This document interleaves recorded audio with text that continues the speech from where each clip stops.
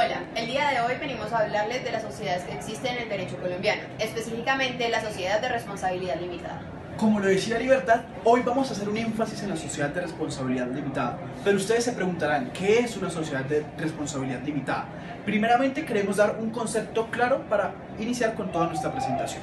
Las sociedades de responsabilidad limitada es ese tipo de sociedad mercantil en la cual la responsabilidad de cada uno de los asociados está limitada al aporte que estos dan. Es decir, que los asociados no van a responder con su propio patrimonio. Continuando, el capital de esta sociedad se divide en cuotas o partes de igual valor. Este debe pagarse totalmente al momento de constituirse. La cesión de cuotas implica una reforma estatutaria. En caso de la muerte de unos socios, se continuará con sus herederos, salvo que se haya estipulado otra cosa en el contrato. Y la representación está en cabeza de todos los socios, salvo que ellos hayan delegado a un tercero.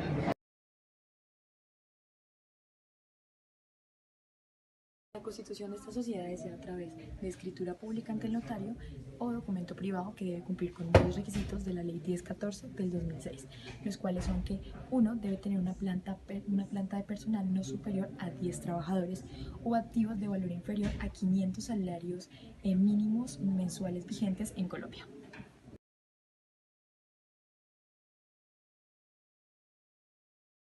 Las responsabilidades de las sociedades mencionadas anteriormente es la siguiente. Estas responden solamente hasta el monto de sus aportes. No obstante, en los estatutos podrá estipularse para todos o alguno de los socios una mayor responsabilidad. Hablamos de naturaleza, cuantía, duración, modalidad de la responsabilidad adicional, sin comprometer una responsabilidad indefinida o limitada. Esto está consagrado en el artículo 353 del Código de Comercio.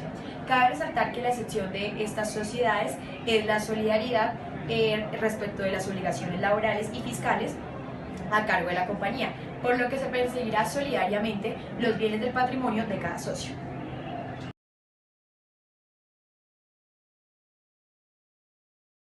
Así como este tipo de sociedades se constituyen, también tienen la posibilidad de disolverse.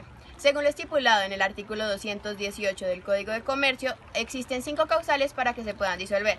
La primera consiste en que si se llega a vencer el término previsto para su duración en el contrato, si no fuere prorrogado válidamente antes de su expiración.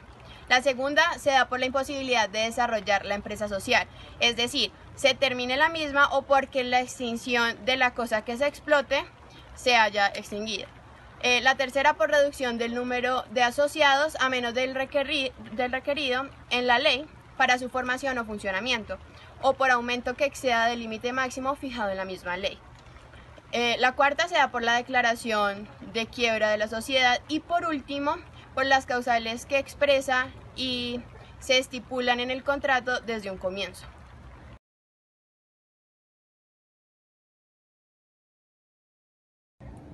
Adicional a las causales generales de disolución, en el artículo 570 del Código de Comercio se estipulan unas causales de disolución específicas para la sociedad de responsabilidad limitada, en donde se dice que cuando ocurran pérdidas que reduzcan el capital por debajo del 50% o cuando el número de socios exceda de 25, este tipo de sociedad se disolverá.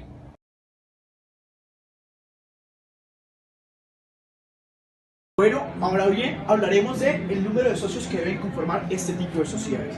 Primero, nos remitiremos al artículo 356 del Código de Comercio. Este tipo de sociedad tiene 2 requisitos, un mínimo y un máximo. Como mínimo deben ser 5 socios y como máximo deben ser 25. La ley establece que si una sociedad se forma con más de 25 socios, esta será nula de pleno derecho.